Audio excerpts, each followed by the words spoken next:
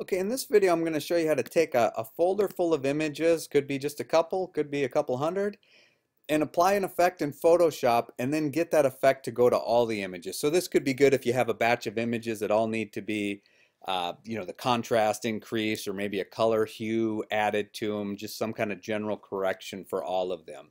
First thing I'd recommend that you do is back up your images. That can be simply done by right click or control clicking and selecting duplicate.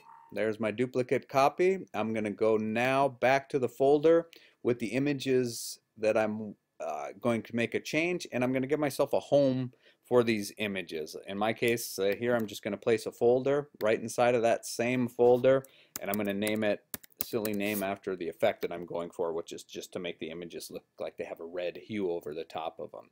So now that that is done, I can go into Photoshop, open up the first image in that folder, File, Open, navigate to the Concept Images folder in my case, click the first image, click on Open, and then what I want to do here is record the actions that I'm doing. This is how you get it to apply to several images. So in case you don't have the Actions panel out, it can be found under Window, Actions. That made mine disappear, so I need to do it again to bring it back. What I'm going to do is click here on this icon to create a new action. I'm going to give it a name. I'm going to leave these at default action, none and none. Click on record. As soon as I click this, I'm recording the action. So in other words, Photoshop is paying attention to what I'm about to do now.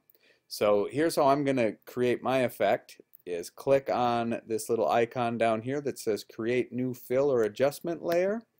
I'm going to select, in my case, solid color, pick red, click on OK here outside the screen. I'm going to change my opacity down to somewhere in the 20s. And that's all I'm going to do in this case, but you could load this up with a whole bunch more effects if you want to. Now, since I want to save this out as a JPEG file, I'm going to first have to flatten the image. So I'm going to go over here in the Layers panel to this little drop-down menu, go down near the bottom here and select Flatten Image. Now I'm going to go to File, Save As. I'm not going to worry about the name because actually we're going to take care of that somewhere else, but I am going to select the folder here, which just gets rid of it telling me that I'm duplicating the name. I'm going to select from the format JPEG. Nothing else I really need to worry about here. I'm going to click on Save. I'm just going to slide my slider all the way over to maximum. Everything else here is fine like this. I'm going to click on OK. That's all I need to do with my recording. So I can now come up here to the Actions panel and click on Stop. Now that action is done. And now I am going to run this action on the entire folder. And here's how I do this. In Photoshop, I go File, I go Automate, Batch.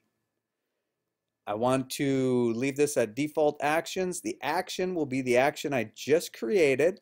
If it's not showing here, I go to the drop-down menu and pick one. I want to select where the images are coming from. So I want them to come from a folder. Click on Choose. Make sure that I'm getting them from the correct folder. Click Choose. I want this and only this box selected here, which says Suppress File Openings or Suppress File Open Options dialog. I'm going to want them to end up in a folder, and I'm going to choose that folder that I created. So I need to go back, in my case here, to Documents, Teaching.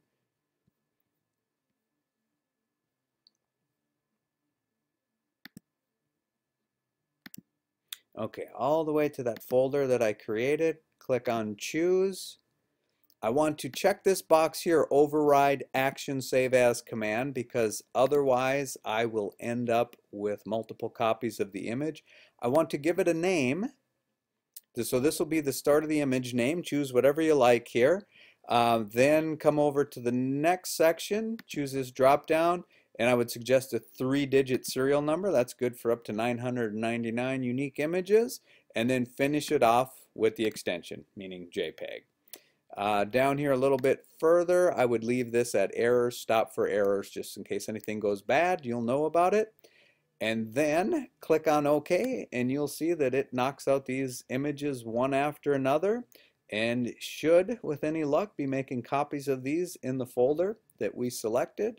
Let's go in there and see if that is the case. If we click on this folder, we can see there is our images. Somehow we ended up with one extra in there. I'm not sure what oh, yeah, that was the one that we saved while we were making the video. So you should be able to delete that one.